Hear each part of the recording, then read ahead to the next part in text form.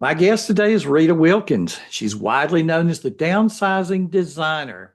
She has a popular TED Talk. She has a YouTube video that gained 1.4 million views in 7 months.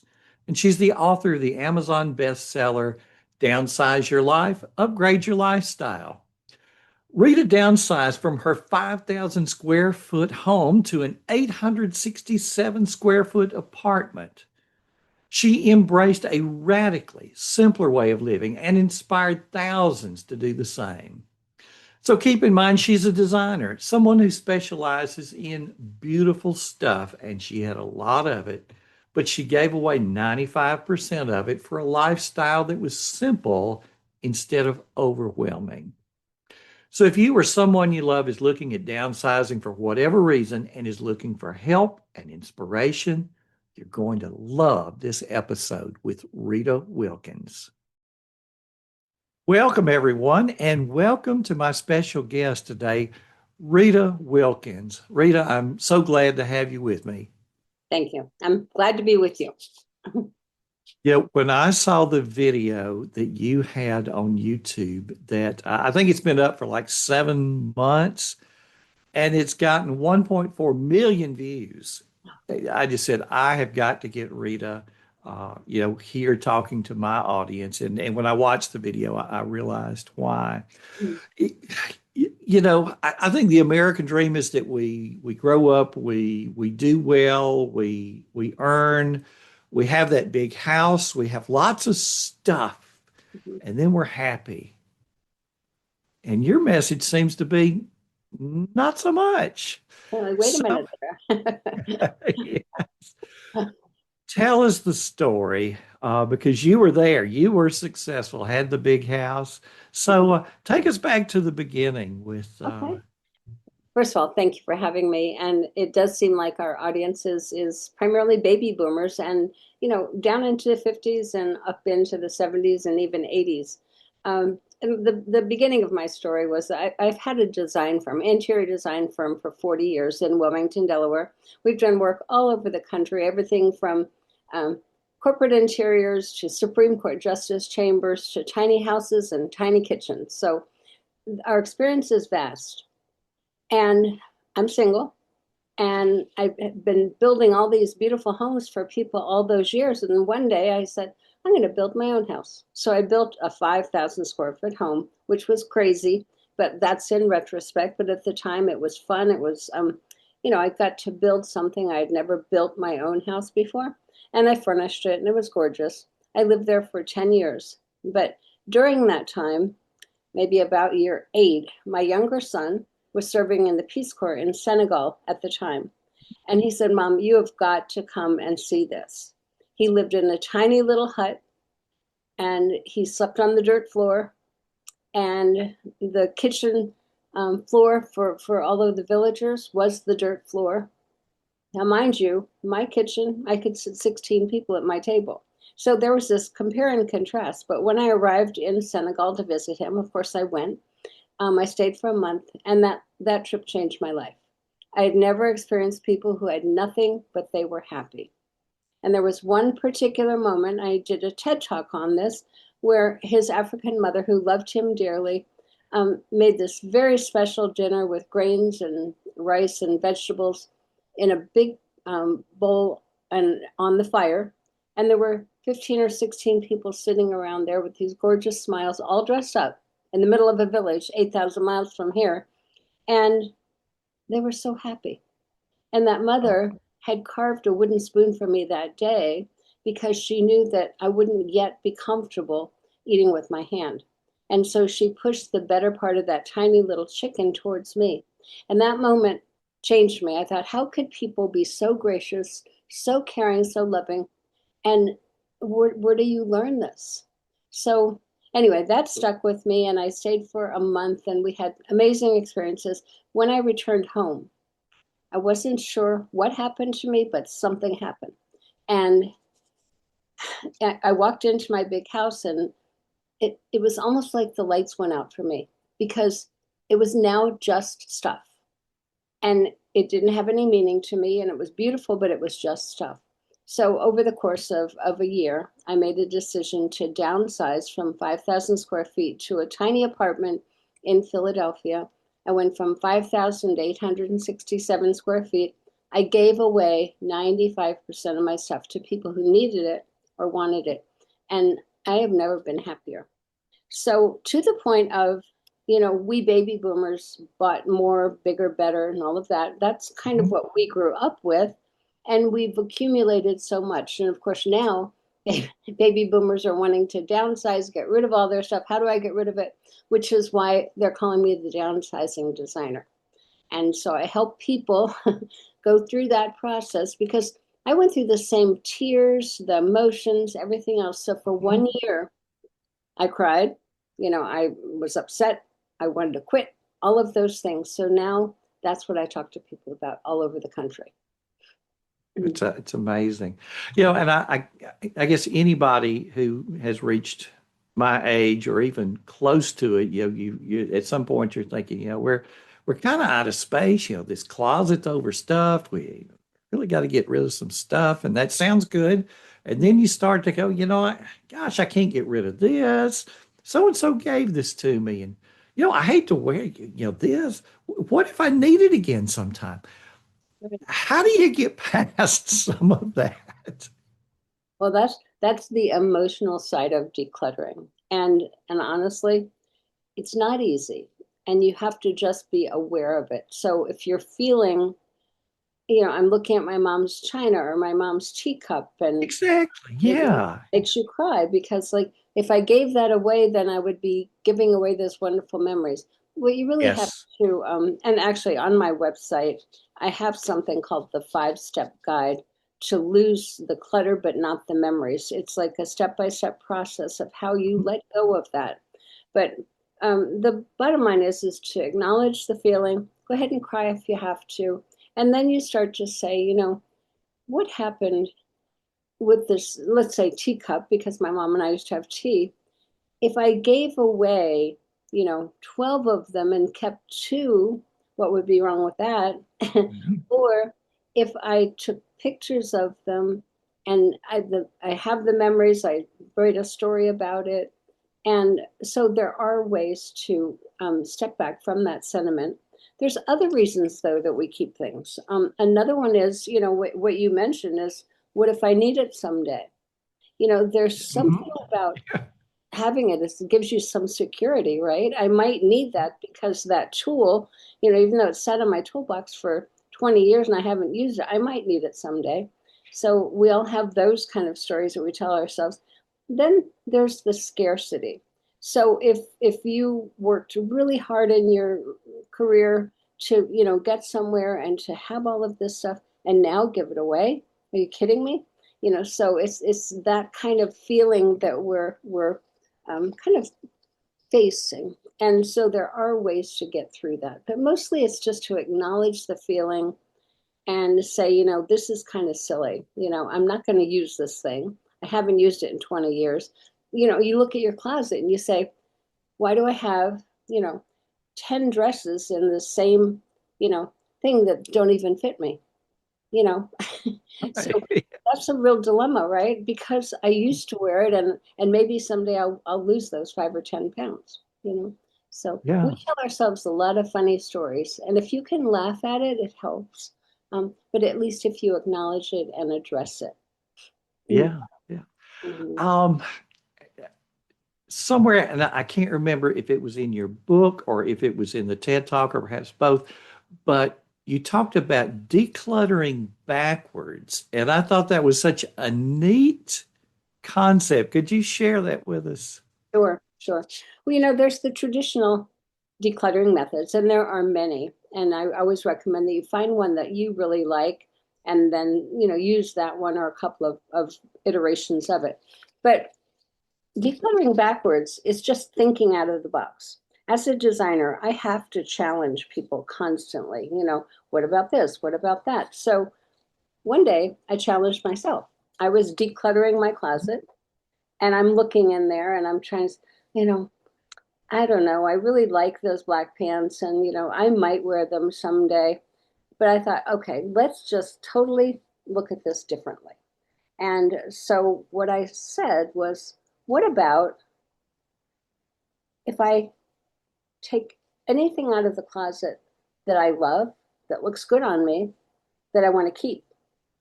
So I took those things out of the closet, and then everything that was left was, oh, maybe I don't need that.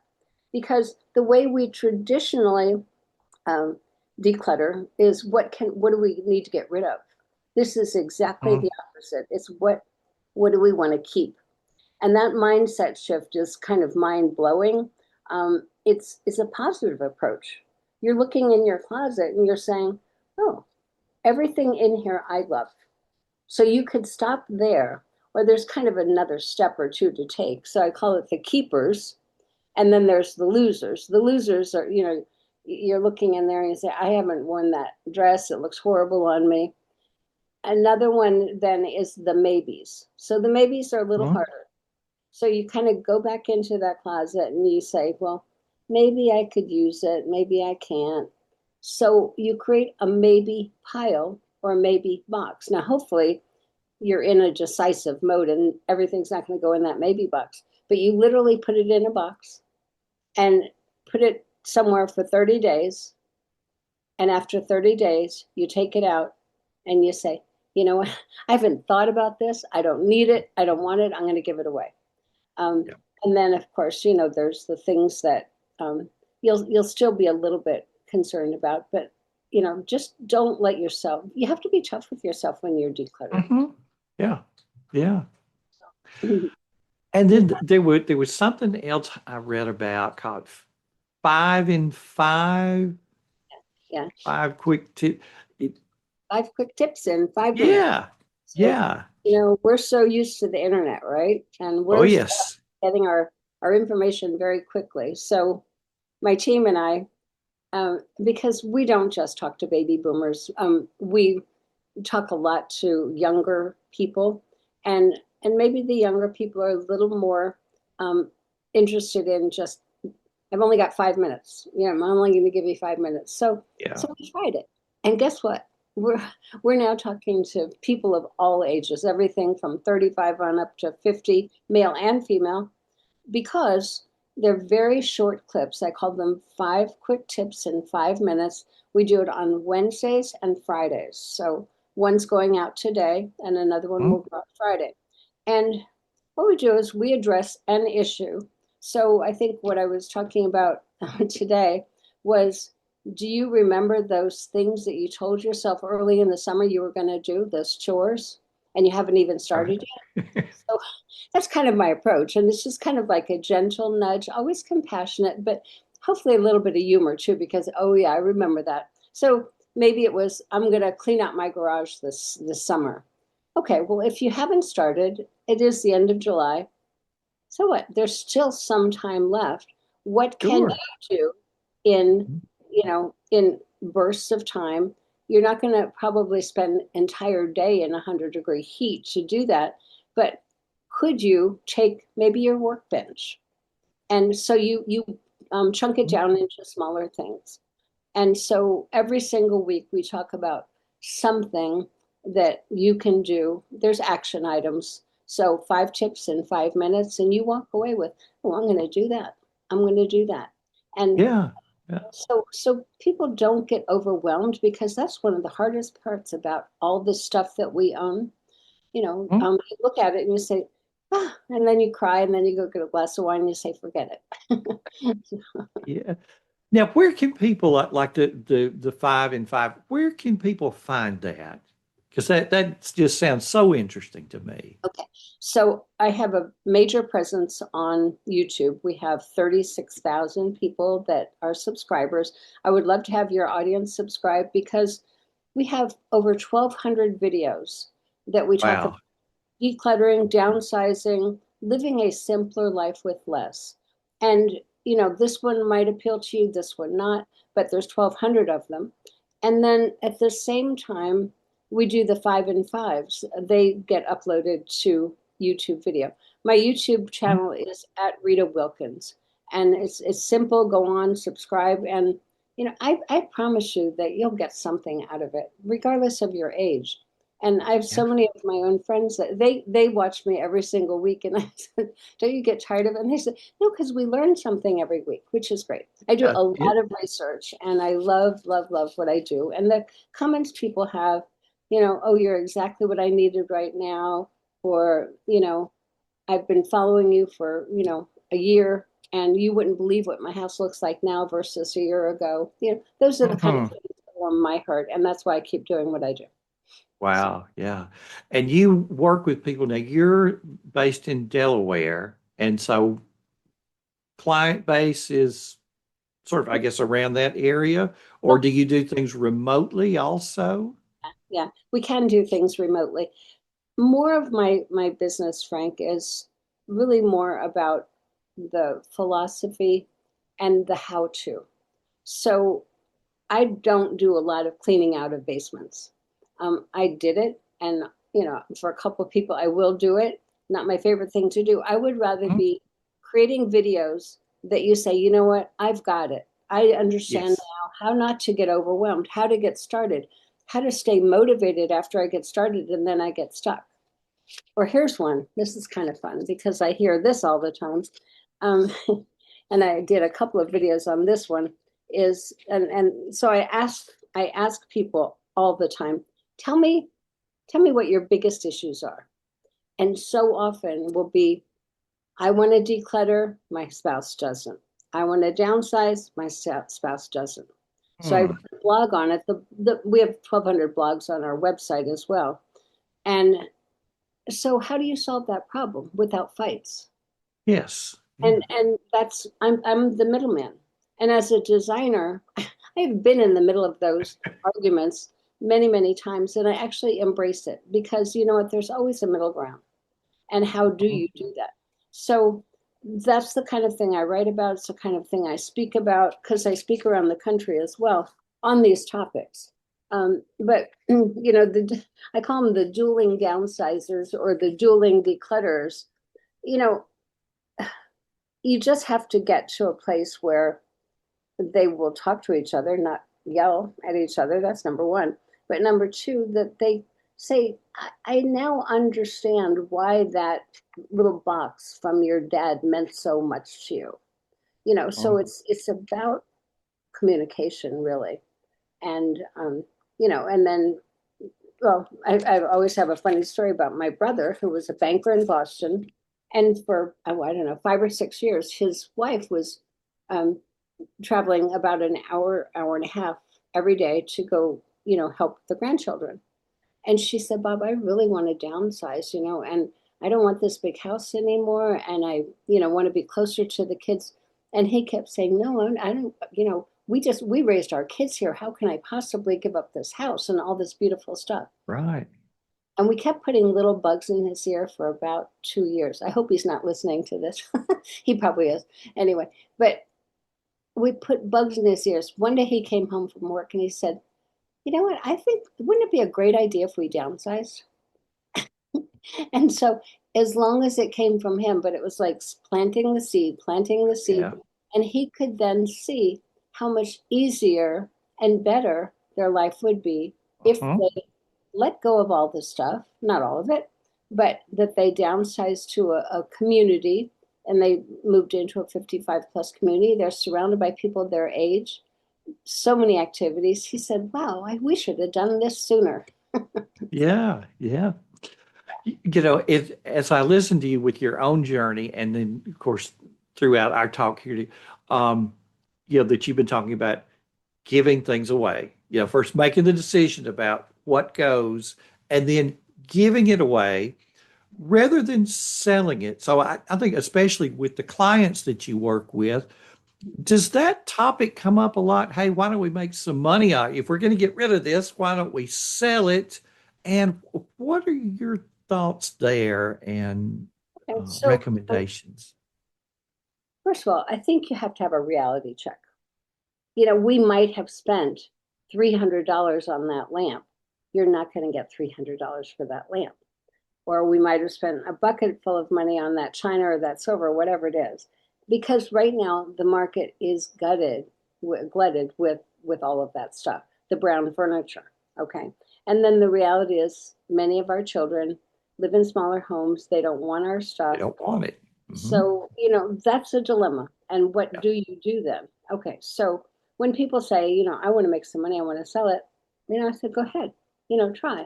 And there are ways, certainly eBay, the marketplace on Facebook, just, yard sales, whatever. But then usually after they try that and exhaust themselves, they say, you know what? I made $67 on that yard sale and I spent 3 days putting it all together. Yeah, you got to collect it all. You've got to tag it all. You got to move it all out in the front yard. You got to put the signs up advertising it. Uh, and So of course, being in the time management organization space, to me, so much of what keeps good things from happening is the friction that's involved. How do yeah, we remove the friction? And so one thing that stood out to me, if you want to get rid of, if you're going to sell it, well, what is the friction you're going to have to overcome? So, that's a so good now way.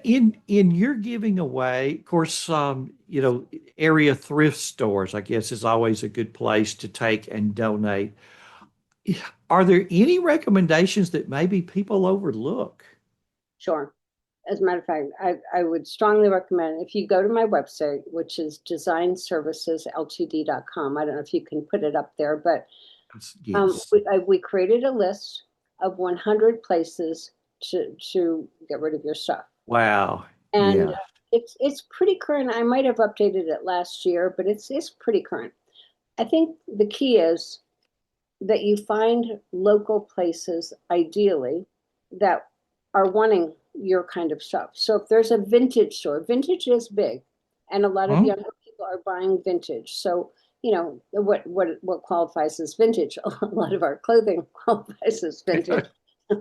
um, but so find local places if at all possible, and then to upcycle it, which means like your desk or your cabinet.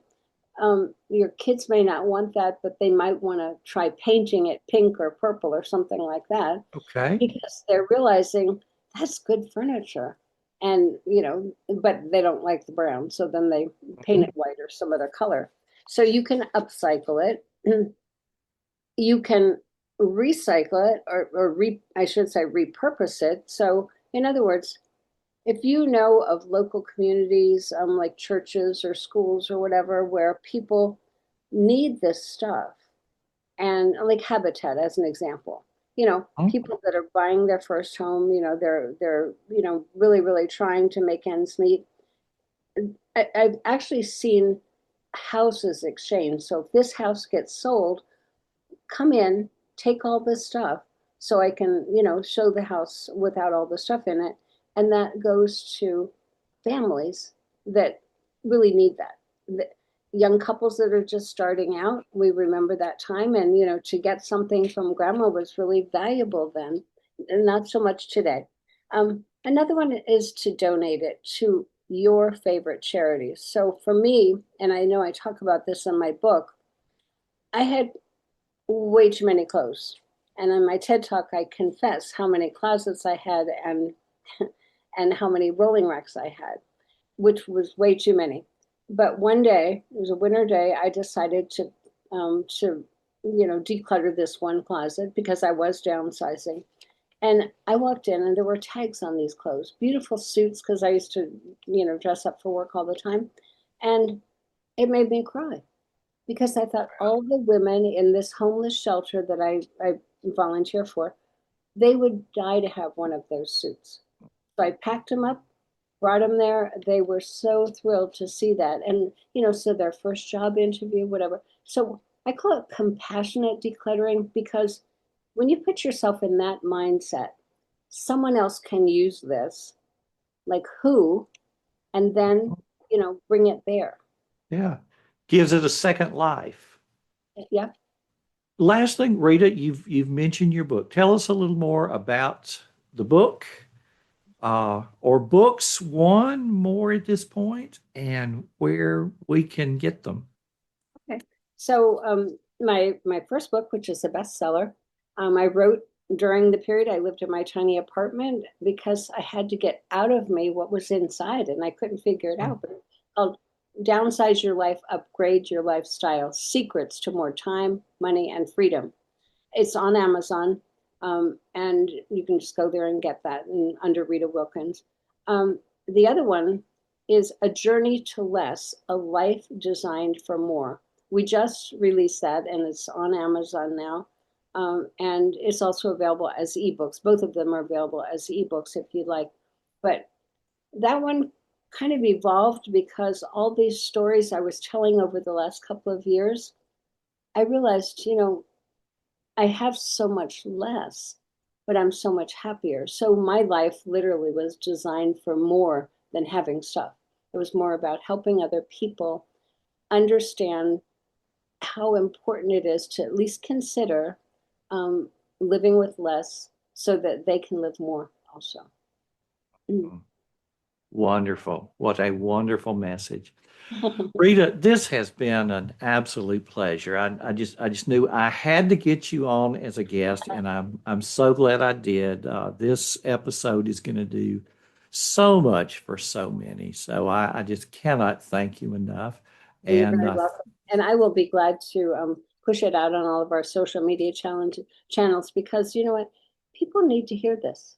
And absolutely. all Yeah. of the things you're talking about are so impactful to people. So anyway, I will support you. That's amazing. And for everyone out there, if you'll check the description, we'll have the um, titles and the links on Amazon for Rita's books, the link to her website, the link to the YouTube channel, all the things that we've talked about during this episode, so that you can, the things we're talking about. If you don't need to downsize right now, the time will come when either you're going to be downsizing or before that, someone you love who's in that next generation up is going to be making a move, and you'll appreciate having the information. Yeah. So thanks everyone for tuning in. This has been Frank Buck and Rita Wilkins, and helping you get organized and make it look easy. So, where do you see Rita's work impacting your life? Is it a closet that you need to clean out and you want to declutter backwards? Are you planning a move to a smaller place? Or do you have a loved one who's looking at downsizing? Rita has a wealth of information to share with you. So, as a next step, come to the post on my site, frankbuck.org/Rita. That's frankbuck.org/Rita. You'll see a link to Rita's website, her YouTube channel, her TED Talk, and more. Copy and paste each one of those into your own task list so that you can start one place and know that you're not going to forget about the rest. Thanks for stopping by today. This has been Frank Buck, helping you get organized and make it look easy.